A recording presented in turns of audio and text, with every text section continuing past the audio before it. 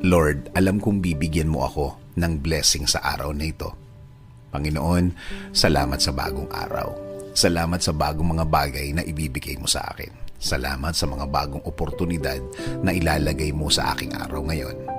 I know this day will be better than yesterday. I declare blessings today. I declare provision. I declare healing today para sa akin at sa aking mahal sa buhay. Alam ko na kapag kayo ang kasama namin, Lord, things will be okay. Alam namin na magiging tama at tahimik ang lahat. Alam din namin na kasama namin ang proteksyon sa araw na ito. Proteksyon sa mga bagay na gagawa ng problema sa aming buhay. Sa mga taong walang alam gawin, kundi mang-istorbo ng kapwa nila at gumawa ng mga kwentong imbento nila. Panginoon, turuan niyo akong maging kalmado sa harap ng mga taong ito. Give me the blessing